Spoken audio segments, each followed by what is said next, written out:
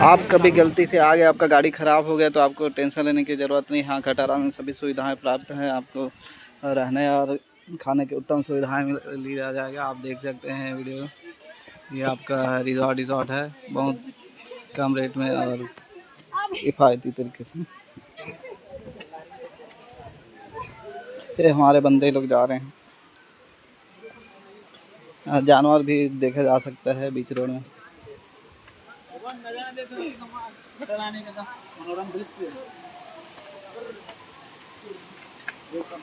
आप धीरे धीरे देखेंगे पानी का बहाव भी तेज होते जा रहा है। झरना देखिए कितना मस्त बढ़िया नज़ारा है। हाँ, आप लोग भी आइए, एंजॉय कीजिए, मस्त रहिए। के नहा रहे हैं और हम भी यही करने आए हैं यहाँ।